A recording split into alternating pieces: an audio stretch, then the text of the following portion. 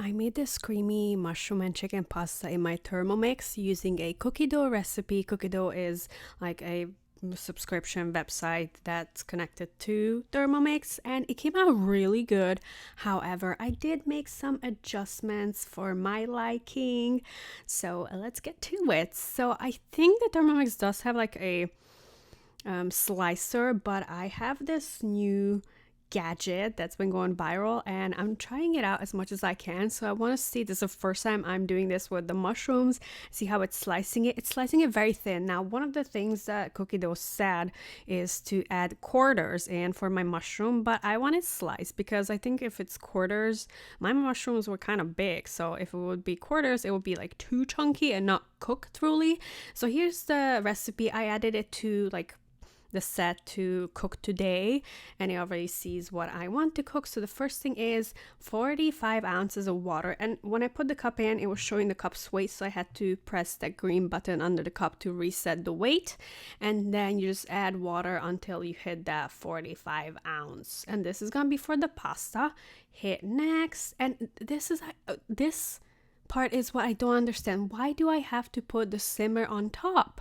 Does anyone understand? Because I really don't. Here's my shredded chicken. I made this from scratch, chicken breast, but you can use rotisserie chicken, would have been perfect. So it's showing me that it's boiling and the temperature, and it needs 12 ounces of pasta. This is the kind I'm using. It was delicious. I wanted something that could like really catch the sauce. This one is from Publix. Putting the whole pasta in, closing the lid, and then start lid without the cup thing so I can steam.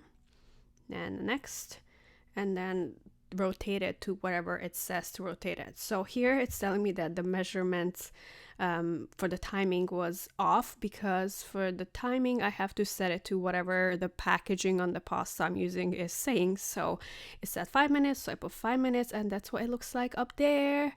It's cooking. Next, it says to reserve a cup of water for later, but that was unnecessary.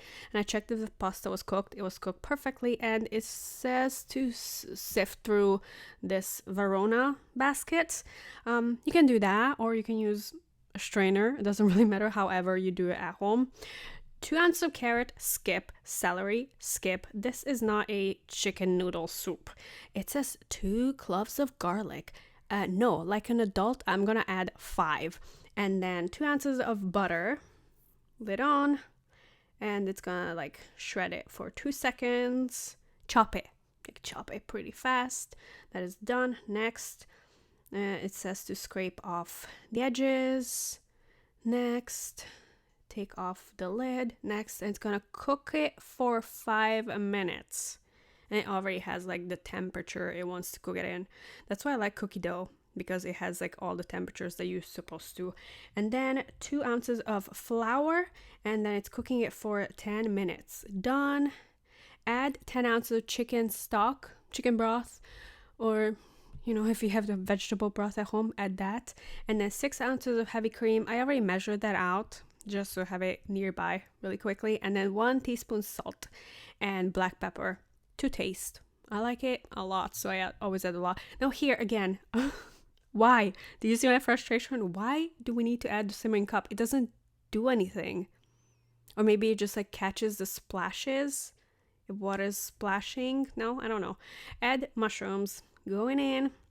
Now we have like a good amount of sauce, but it's set to reserve a cup of that pasta water to add back in later on so it can be saucy. But I think with the amount of liquid they asked me to add, it's already very saucy. There was no need for that extra cup of pasta water. And now cooking for 7-8 minutes. Add the chicken. I used 2 chicken breasts, cooked it, and then shredded it myself.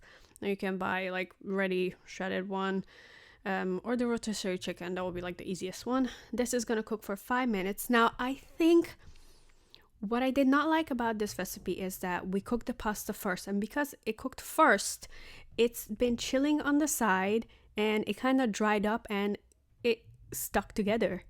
So I feel like the pasta should have been cooked last. There you are. pasta. It's kind of stuck together. It's like a whole piece. It was telling me to mix it in a separate bowl, but I just put the pasta back in there so I don't have to like clean more dishes later. See how it's stuck together? And then I remember there's a blade on the bottom, so don't use a metal spoon. Switch to the spatula so it doesn't harm as much. But it turned out great. I would actually add more garlic to it. This serving size is for 6, so 2 garlics was a joke, and it really does not need the celery and the carrot. It was delicious on its own. It kind of reminds me of the mushroom beef stroganoff. I don't know why I wanted to say mushroom stroganoff, but beef stroganoff, that's what the flavor reminds me of. I would add more garlic and more black pepper because it is a pretty big portion, a whole bag of pasta. But, oh, and for my mushroom, I used a whole box of mushroom. That's what, if you buy it from like a regular store, it's a whole box, but if you buy it from Costco, then it's half of the box. Came out delicious, very easy to follow, and cooks pretty fast, I think, but it is very, very tasty.